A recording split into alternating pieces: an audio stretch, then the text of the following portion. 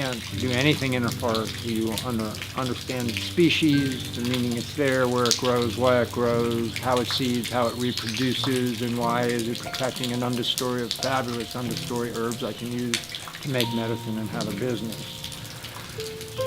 And how long did that take? Still happening.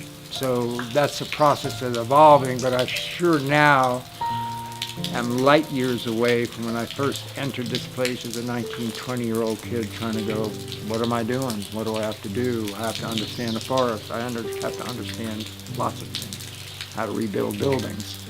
How do they use those buildings? Rebuild a house. It's all part of the same thing. The forest has ended up being my major focus in life because of all it provides. Trees provide everything. They provide the shade for these ginseng plants I just walked through up there. Some of those are four-prongers. That means they're 10 to 12 years old. They wouldn't be there without these trees. I wouldn't be here without these trees. Each of these species, every one you see, provides a home, provides food for something. That's really important. The minute you break the chain, it all starts crumbling. What happens to those species? What happens to me?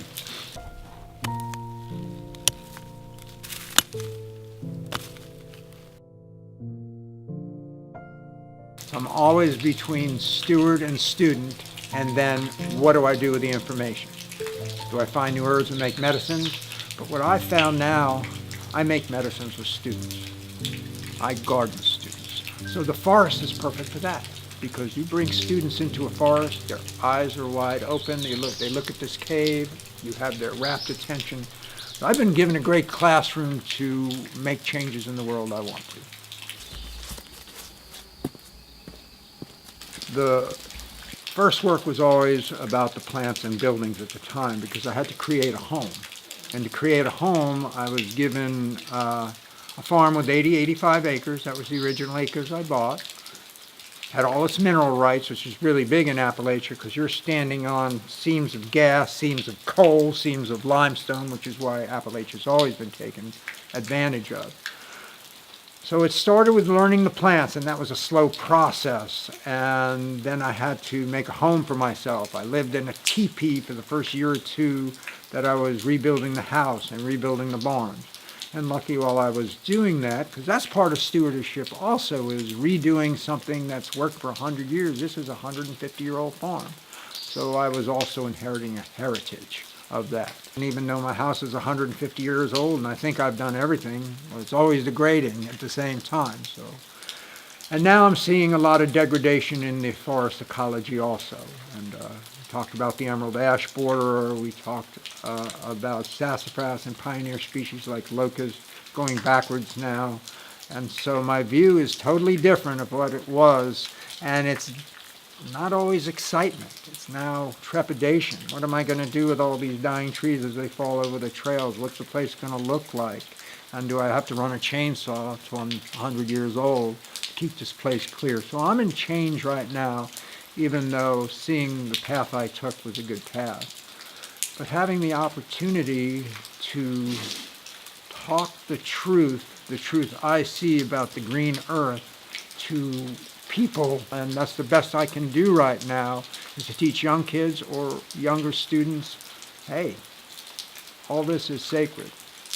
And if we don't have it and we don't protect it, it's a huge, huge loss.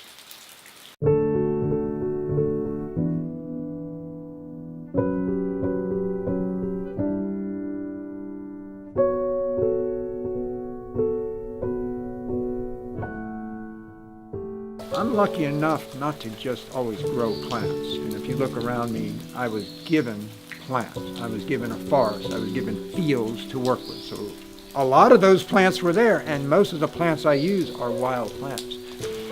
I started this business in my mind when I made my first salve in 1978. The original business happened with a dear friend of mine and a woman I was married to, and we sat down together and took what I already had, which is a drive to be an herbalist and becoming an herbalist, and the golden salve. And I just started selling that, and I thought it was really brilliant. So Richard was a naturopathic physician. Val was an emergency doctor. and a midwife. So the three of us are dear friends and had a lot to share.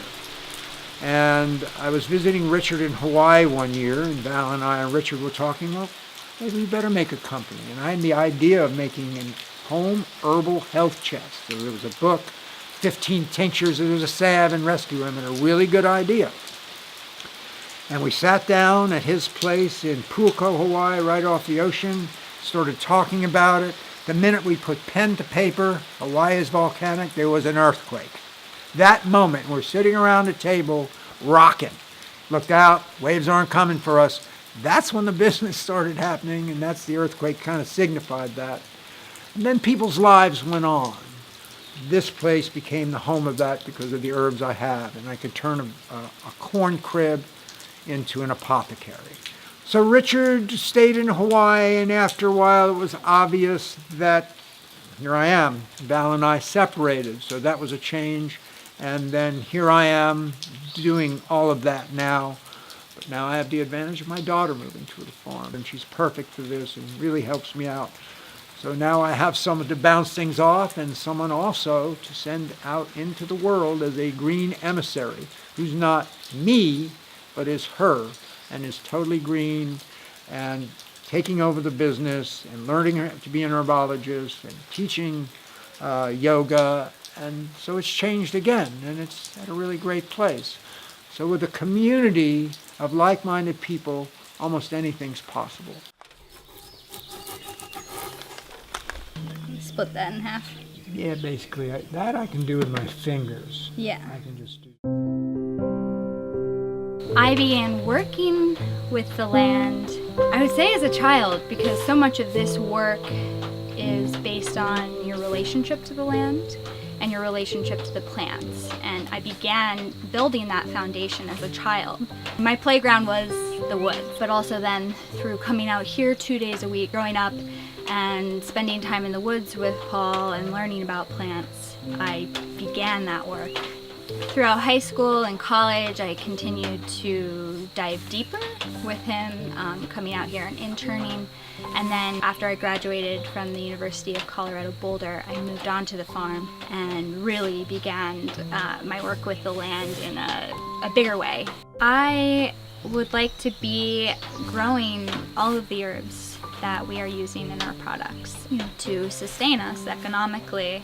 Part of my work here on the land is running Sassafras Camp.